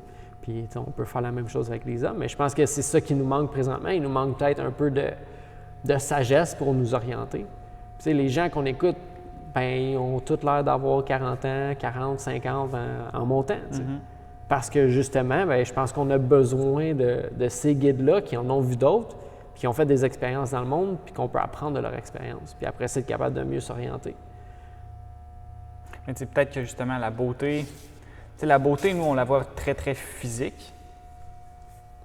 Mais à un moment donné, elle vient sûrement à évoluer. Je ne sais pas si, disons, moi, quand j'étais jeune, je ne trouvais pas nécessairement les femmes de 20 à 30 ans ultra belles quand j'avais je ne sais pas trop quel âge. Oui, bien, encore là, c'est par rapport à toi. Tu peux pas t'enlever de l'équation. C'est toi, par rapport à l'état dans lequel tu es, par rapport à l'âge que tu as, ben tu trouves pas les mêmes choses belles. T'sais. Ça change avec le temps. C'est pour ça que j'ai dit au début que ça dépendait aussi de l'état, là, de l'organisme lui-même. Ouais. La personne qui observe comme change tout. Mais tu t'imagines si on était capable d'avoir ces conversations-là avec nos aînés? Tu sais, où est-ce que maintenant on a juste des aînés, on n'a pas des sages, t'sais. Puis ça, c'est une chose que Stephen Jenkinson parle dans ses livres, pas d'I-Wise, mais dans un autre, où est-ce qu'il prend vraiment ce problème-là qu'on a dans notre société maintenant, qui est nos aînés. Qu'est-ce qu'on fait avec? On les, comme tu disais tantôt, on les isole, puis on les oublie. T'sais, ils n'existent plus. Mais à quel point, aussi maintenant, la plupart de ces gens-là sont plus sages du tout. Je me mets moi, là j'ai tel âge, ben donne-moi encore 70 ans, mettons. Ça va me faire plaisir là, de partager, mettons, la sagesse que je vais avoir accumulée pendant tous ces temps-là. Puis je suis sûr et certain que c'est la même chose pour beaucoup de ces gens-là. Mais à quel point on ne permet plus ce genre d'échange. On a chacun notre maison, on a chacun nos affaires, chacun notre voiture. Où est-ce qu'on veut tout être indépendant de l'un et de l'autre? Mais à quel point, à quel prix on a envie vraiment d'être indépendant l'un de l'autre? Bien, je pense que ça part beaucoup de notre conception du monde. T'sais, on pense que c'est ce que ça devrait être parce qu'on pense que le monde est comme ça. Mais si on se rendait compte que la nature est vraiment plus interdépendante que indépendante. Puis que tout ça, justement, il parlait d'un peu de l'effet papillon, qu'il y a un papillon qui vole puis ça crée une tornade de l'autre bord. Puis à quel point on est plus lié que ce qu'on pense. Quelque part, il faut un peu cette définition physique-là de savoir, OK, bien, c'est quoi mon corps, puis c'est quoi ton corps. Savoir est où ma limite à moi, est où la limite des objets, pour être capable de définir puis être capable d'apprendre quelque chose. Parce que si tout est vraiment un puis il n'y a aucune définition, bien, comment tu fais pour apprendre de quelque chose ou quelqu'un ou quoi que ce soit si tout est un? Tu as besoin de cette dualité-là pour être capable. Cette illusion, comme? Bien, si c'en est une. Mais tu as besoin. Mettons, si une chose était un, tu peux pas vraiment apprendre de rien, parce que tout est la même chose. Tandis que quand justement il y a ces. J'allais dire ces barrières, mais pas ces barrières, mais ces définitions différentes, bien, c'est ce qui nous permet d'apprendre, de mieux se connaître. Pourquoi il y a d'autres gens dans la vie? Bien, c'est pour que ces agents-là, justement, aient une perception différente des choses, puis elle nous influence, on influence à l'heure. Il faut qu'il y ait une certaine interaction. Fait que c'est ça que je pense que c'est vraiment important qu'on se ramène à ça, qu'on est beaucoup plus interdépendant puis beaucoup plus relié qu'on le pense. Mais tu sais, de se ramener, je pense, au fait, je pense que c'est ce que ce livre-là fait, c'est amener une certaine ouverture, une ouverture d'esprit, puis, tu sais, mettons, si ce que tu vois, ce que tu ressens n'est pas la réalité, bien, tu sais, qu'est-ce que ça change pour toi? Quelle porte ça l'ouvre dans le monde? À savoir, est-ce que j'agirais différemment, sachant que ce que je vois n'est pas nécessairement... C'est juste une réalité subjective plus qu'objective. Fait que qu'est-ce que ça changerait dans ta vie en tant que personne, de savoir que le monde est pas mal moins certain que ce que tu penses qu'il est? T'sais. Puis il y en a beaucoup je pense, qui ont de la difficulté à dealer avec cette incertitude-là. T'sais. Puis parce qu'effectivement, ça prend de l'énergie à dealer avec ça. Mais je suis pas certain que tout le monde aimerait en fait être au courant de ça. Non, puis je sais pas si tout le monde pourrait être au courant de ça. Parce qu'en même temps, il faut du monde qui continue à... Tu sais, on vit dans un système, là. Je veux dire, un écosystème, il faut qu'il y ait une certaine harmonie. Là. Puis c'est d'avoir un peu la confiance qu'il se passe ce qu'il faut qu'il se passe présentement. Tu sais, que ce qui se passe avec le COVID, bien, il fallait que ça arrive. Tu sais. Puis ça a donné lieu à des choses, puis il va se passer, tu sais. Il fait boule de neige. C'est ça. Ça évolue, ça bouge les choses, ça change les pensées, ça fait ce que ça a à faire. Fait que, il disait dans le livre un peu qu'il faut une certaine... Dans un système qui est hautement complexe, il faut une certaine dose de chaos pour qu'à travers ce chaos-là émerge l'ordre. Mm-hmm. Puis c'est un peu tout le temps un renouveau comme ça, tu sais. Puis j'ai amené ce point-là, en même temps, on a déjà discuté de si les extraterrestres droppent là, bien, il y a beaucoup de gens qui ne sont pas prêts nécessairement à voir ça. Puis qui seraient peut-être justement pas prêts parce que ça shakerait ben trop l'idée que tu as du monde. Mais tu peux peut-être imaginer un jour ou l'autre que ce genre de choses-là va arriver. Puis de voir un livre comme celui-là, de juste, sans nécessairement vouloir shaker toute ta perception du monde puis arrêter de vivre parce que justement, il n'y a rien qui est vrai. Mm-hmm. Non. Tu dois apprendre des choses. Puis si on fait la connexion avec le livre de Reality Unveiled, bien, tu es ici pour une raison ultra précise. T'sais. À toi de la trouver. Puis si en même temps, tu peux justement apprendre à aimer sans condition, puis à comprendre qu'il y a des choses qui sont plus importantes que d'autres, que ta capacité à voir une personne, à avoir de la compassion, de l'empathie, de l'altruisme, bien, ça, c'est peut-être ce qui va faire en sorte que tu vas vivre une meilleure vie. Puis, tu vois, moi, c'est quelque chose que j'ai appris de ce petit livre noir-là, tu sais, où est-ce que, juste par des phrases ultra bien écrites, que tu es capable, finalement, de prendre ce qui a été, disons, écrit d'une façon, comme on disait tantôt, c'était lourd quand même par moment, mais que tu es capable d'aller chercher des choses puis de ramener avec toi dans cette réalité-là ici. Mm-hmm.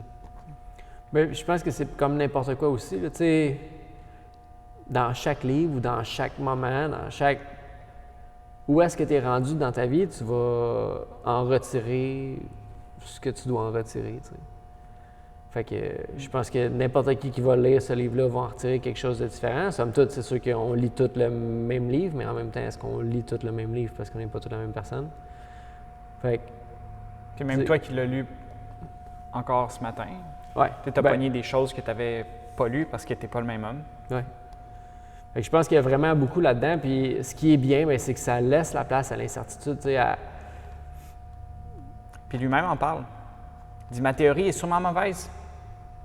Comme la plupart des choses sur quoi on se base, c'est probablement mauvais, mais ça nous a servi jusqu'ici. Puis ça nous servira encore le temps que ça a besoin de nous servir, jusqu'à temps qu'on arrive avec une théorie moins fausse. Mm-hmm.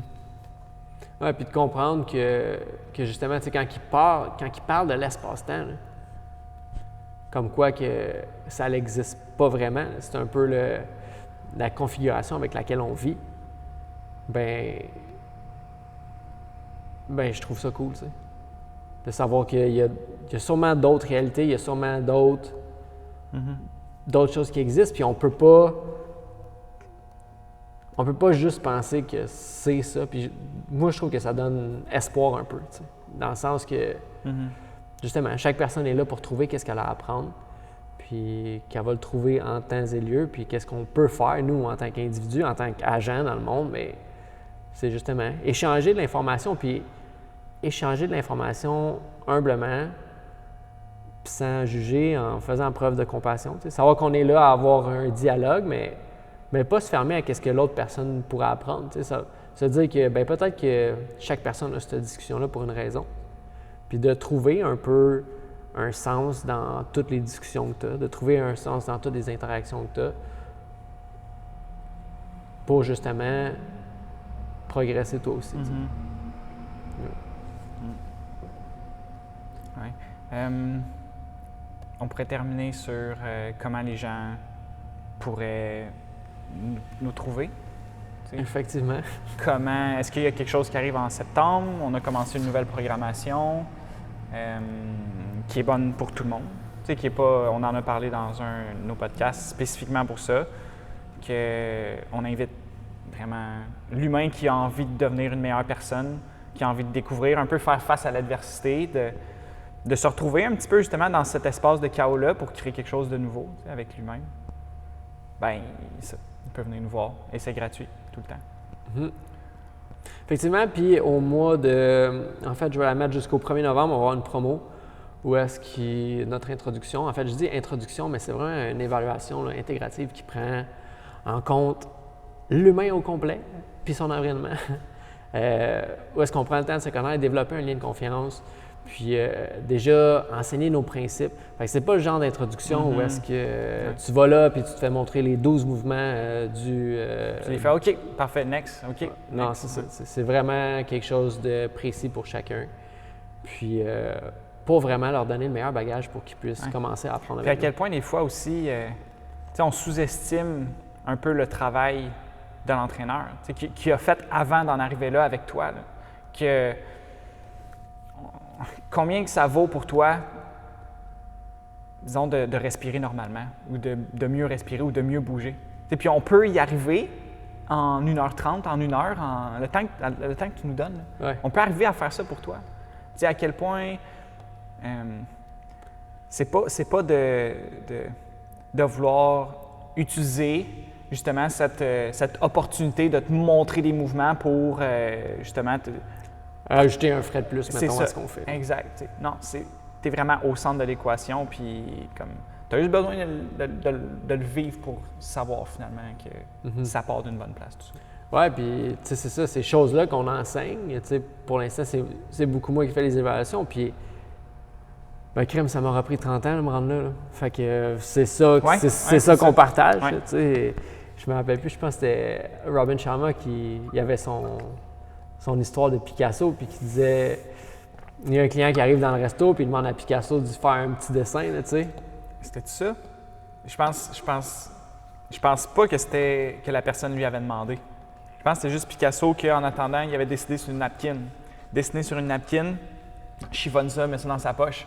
Puis là, il y a une femme qui dit « Hey, est-ce que je peux avoir votre napkin? » Tu sais, ben ça va faire 25 000 $. Tu sais. Puis là, la personne était outrée. Tu sais, comment ça t'a pris 3 secondes à faire? Non. C'est toute une vie, là.